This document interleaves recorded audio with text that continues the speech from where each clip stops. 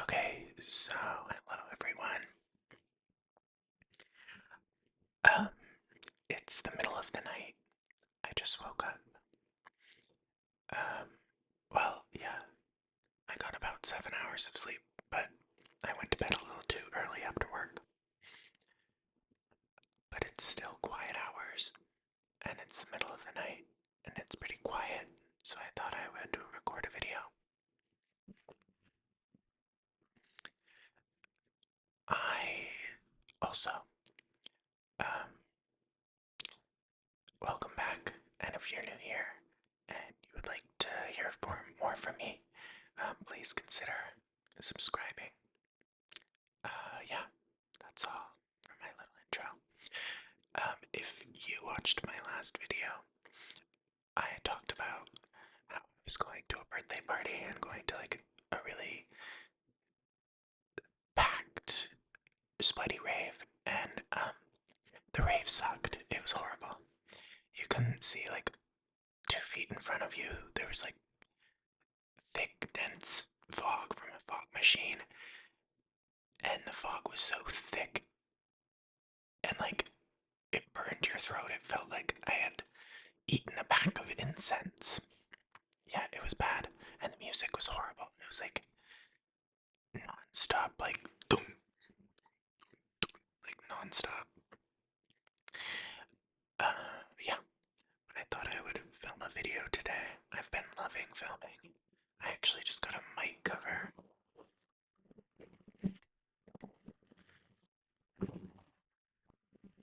I don't know if that did anything, but you'll let me know. I got a mic cover because I was told it would help um, with like breath sounds and stuff like that. So, and I just kind of wanted one to protect the microphone itself. Okay, so today I, well, one of my friends who kind of um, really supported me in creating this channel, she asked that I do a reading series, and I wanted to read The Hobbit, but I realized it wasn't public domain. So I looked around and I realized I had a folktale book, a Japanese folktale book, um, that was my dad's when he was a kid, that he gave to me. Trend. My dad's given me a lot of books. And they are public domain. They are in an English translation. I don't speak Japanese. And before anybody comes at me with like weeboo accusations, I am Japanese. And yeah, my heritage, my Japanese heritage, is a very important part of my life. So yeah, not a weeboo. I am Japanese. It's my heritage. Don't come at me. But yeah, I'm gonna read. And yeah, my great grandma would read these to us. My parents would read these to us. Um, if you're Japanese American, maybe even Japanese, you've probably heard a couple of these stories. I'm just gonna read one tonight, and I'll read more in the future probably, because it's probably one of the only public domain pieces I own. So I'm gonna read probably one of the most memorable stories, Momotaro, the Peach Boy. So I'll probably be looking down for most of this video, just because I'm gonna be reading. So I hope you enjoy this story. Long, long ago, there lived a good old man and a good old woman. They lived cozily in a little house with a thatched roof.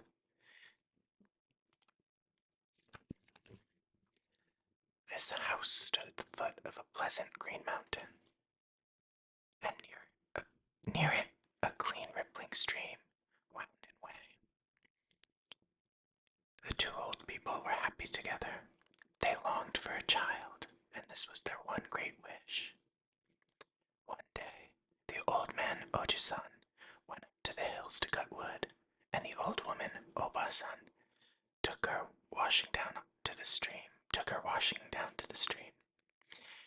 It was a fine day, and Obasan hummed a tune in a quavering voice as she tinsed the clothes. Jabu, jabu, jabu, sounded the clear lapping water. But presently, above the sound, Obasan heard another. It seemed to say, Donpura, koko, sukoko. Can you say it?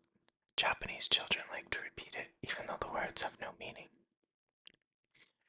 When Obasan heard the sound, she looked up, and there in the distance she saw a big, rosy, red peach floating on the stream. It came drifting toward her on the running water, and the nearer it came, the louder she heard. Tumpura, koko, suko, ko. When the peach was nearly in front of her, Obasan stretched out her hands and placed it with a flop on top of her washing. My, what a magnificent juicy peach it looked, and goodness, how heavy it was. Obasan could hardly lift it, but she was beaming with joy, for she thought, now I have a wonderful present for Oji-san. How pleased he will be! How delicious he will find it after his hard day's work. So Obasan carried the peach home carefully. She placed it on a chopping board. By it she laid a knife and waited for Oji-san. Oji-san came home, mopping his brow and looking very hot and thirsty. Tadaima, he said, which means, I've just returned. Oba-san, looking very pleased, tugged him by the sleeve and said, see what I have for you. My, what a big peach it is, and how good it looks, exclaimed Oji-san. How clever of you, Oba-san, to think of it. Just the very thing for me now. Oba-san told him how it came floating toward her down the stream. The two decided to eat it at once. Oji-san tucked up the sleeve of his kimono and took the knife to cut it open. As soon as he touched the top of it, there was a great big pop. Oji-san and Oba-san nearly fell back with surprise, for the big peach flew open of itself, and there inside they saw the sweetest, chubbiest little baby boy. The little baby had soft, glossy hair and round, laughing brown eyes. As he was very fat, there were dimples at his elbows and rings round his wrists. All the time he gurgled and smiled and kicked out his legs. Oji-san at Oji-san and Oba-san. Oji-san and Oba-san looked at each other. They looked at the darling little baby, and their hearts were so full of delight that they could scarcely keep from shedding tears of joy. From that day, the little house was full of baby laughter and happiness. They named the baby Momotaro, which means peach boy. They brought him up with great care and love. The boy was always happy and grew up very sturdy and strong. Momotaro was not only strong, but good-tempered and very gentle and kind towards his parents. He did their work for them and would never let Oba-san carry anything heavy. He liked running errands and helping people. Everyone loved him. Years passed, and Momotaro grew up to be a big, strong boy. One day, he told his foster parents that he wanted to set out on an expedition to Onigashima. Now in this city, which means Ogre's Island, there lived hundreds of horrible demons. They had horns on their heads, and their skin was colored red and blue and green. They plundered villages and killed innocent people. I don't know if I can say that word. They, did bad things to horrible people. To innocent people. Whoops. They carried off pretty girls. serve them. Every day they ate and ate their stolen goods and drank cup after cup of wine. At night, their horrible laughter filled the air. When Oji-san and Oba-san heard Momotaro's decision, they were alarmed for the safety of their dear boy. But Momotaro was very firm, and they could not make him change his mind. "Ray, do not worry, dear Oji-san and Oba-san. I will come back. There is no cause for fear. I cannot bear to think of all the poor people trembling on account of the wicked demons." So Oba-san made kipi dumplings, which were Momotaro's favorite dish. She put them in a big bag for him to carry and dressed him for his best suit. Oji-san made him a lovely flag, and on it he wrote Nipponichi, which means the strongest in Japan. He also gave Hira his precious old sword, and with this, his only weapon, Momotaro started out. Oji-san and Oba-san stood at their little gate and watched him as he went away, remaining there for a long while. It was difficult for them to realize that he had left them. When Momotaro had gone a short way, he met with a faithful-looking dog. "I know you are Momotaro. Where are you going, Momotaro?" said the dog. "I'm going to punish the demons." "What are you carrying there by your side?" "Ah, these are the best kipi dumplings in Japan. Give me one, Momotaro. I will be your follower." Momotaro, who loved animals, gave the dog a dumpling, and the dog followed him. When he had gone a short way further, he met a nimble-looking monkey. "Kia, kia, kia," cried the monkey. "I know you are Momotaro. Where are you going?" "I'm going to punish the demons." What are you carrying there by your side?" "These are the best kipi dumplings in Japan." "Give me one, Momotaro. I will be your follower." Momotaro gave the monkey a dumpling, and the monkey followed him. Momotaro went on again. This time he met a friendly pheasant. "Ken, Ken, Ken," cried the pheasant. "Where are you going, Momotaro?" "I'm going to punish the demons in Onigashima." "What are you carrying there by your side?" "These are the best kipi dumplings in Japan." "Give me one, Momotaro. I will be one of your followers." Momotaro gave a dumpling to the pheasant, and the pheasant followed him. Momotaro and his 3 followers crossed deep into valleys and climbed steep hills.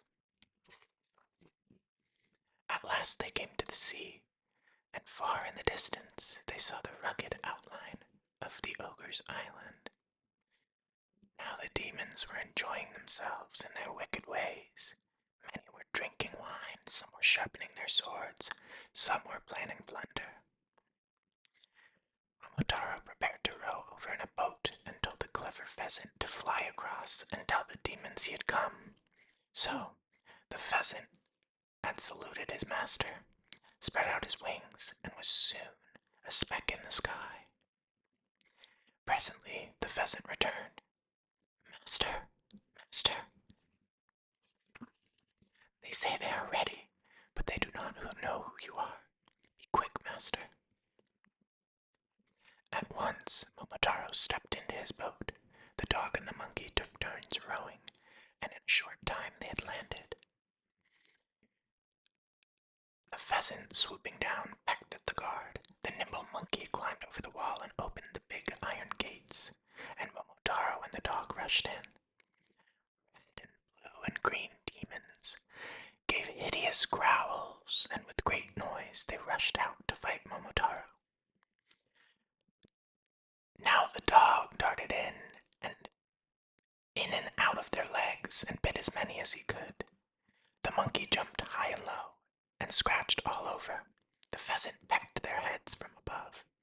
Added to this, Momotaro was good with his sword and cut left and right. But there were hundreds of these demons, and they all had sharp weapons.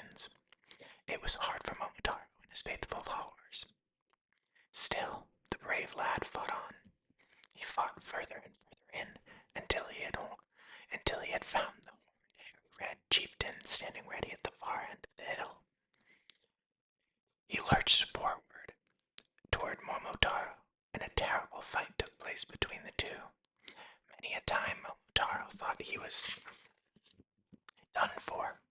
But no, he would not give way. Finally, with all of his strength, the lucky boy clenched his sword high above him and brought it down on the demon, who toppled over with a great crash. Quick as a flash, Momotaro was astride him, holding him to the ground. "Behold your chief," he shouted in triumph. Many of the demons close by looked up, horrified, cowards that they were. Soon all of them saw their chief, and they began to shiver and shake. They fell on their knees and bowed deeply and begged for mercy. They brought gold and silver and many kinds of treasure to Momotaro and pleaded for pardon. They promised they would never do anything wicked again. So Momotaro carried a cartload of treasures and returned home. The dog drew the cart, the monkey pushed it, and the pheasant pulled it by a rope. Momotaro walked beside it with the lovely flag fluttering in the air. The strongest boy in Japan was the Peach Boy. Grown-ups and children alike sing songs about Momotaro.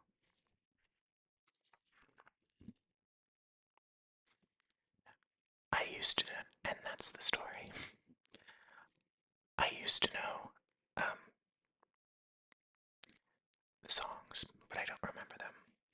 My great-grandma would sing them in my obachan. I hope you enjoyed that story, and I'll have more in the future. Thank you for joining me. Thanks for hanging out, and have a very